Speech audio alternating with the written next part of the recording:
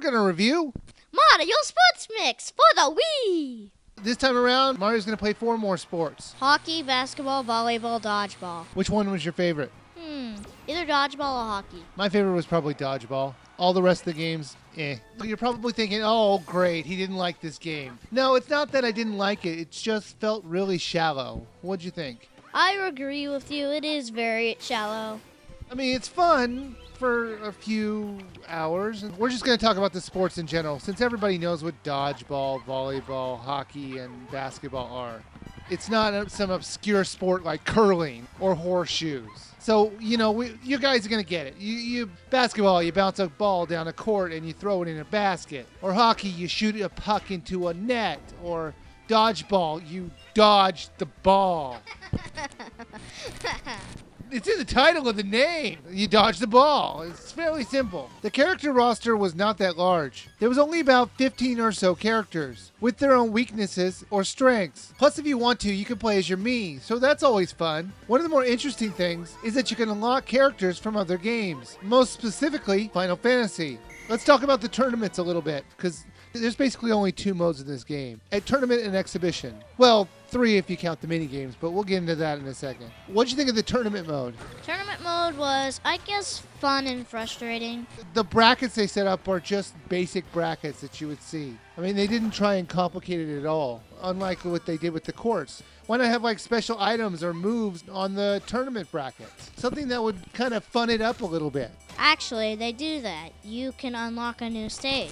Every time you do one, you unlock at least one stage. Because when you start out the game, each cub has 1 stage or 2 not unlocked yet. So the tournament mode will unlock those. Well, I'm not talking about unlocking. I'm talking about just interacting with the tournament brackets. Wouldn't it have been fun to not just have the normal 2-on-2 and then that goes up against one and then that one goes up against another one? Why not have like skip-aheads or power hits where you start off with an advantage? There were extra things if you decide to replay a tournament, like side paths to go down, but they were only good for unlocking new stages and did not really change up the tournament brackets at all. The graphics, though, I think look fantastic, and the courts you had to play on were really nice looking. Now, there were quite a few things that changed up the games so the games weren't always the same.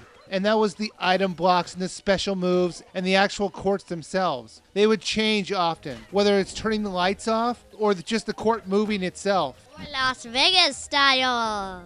It's basically a jackpotting thing where if you shoot at a certain space in hockey or whatever thing you're playing, it'll give you either double, more points, or even minus your points.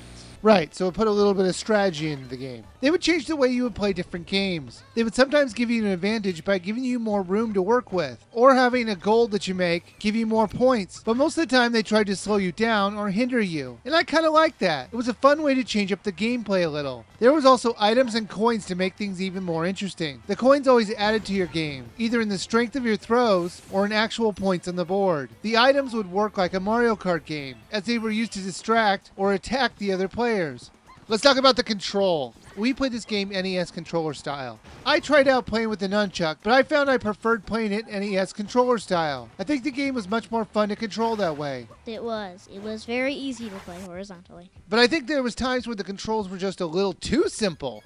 I mean, we were watching one of the tutorials and what was it? Press 2 to do this, press 2 to do that, press 2 again. Guess what? Press 2. I mean, at what point do you press 1? The point is, they could have maybe expanded the controls just out a little bit. But I think they wanted to make the game simple for kids. And you know what? Mission accomplished. At least they had some complicated process with the items. Right, you can use the A button to shoot off an item that shows up. There were also minigame versions of some of the sports out there. The minigames were fun for a few times, and then I just kind of got sick of them and went back to the main game.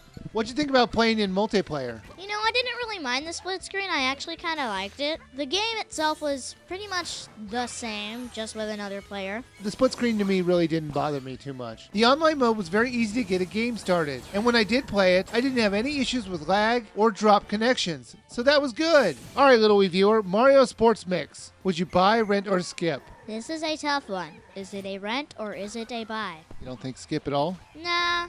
You know, I'm going to say rent and then buy if you like it. Not just a complete rent and never go back to it again. Because this game does deserve some playing with it. but it's not a fancy game where it's so big and has so many things to do that you can buy it. If you want to, you can. You know, I agree with you. I think the game is probably only worth a rent. There just isn't enough substance in this title to worthy paying all the money to buy it. But I do think it's absolutely worth a rent.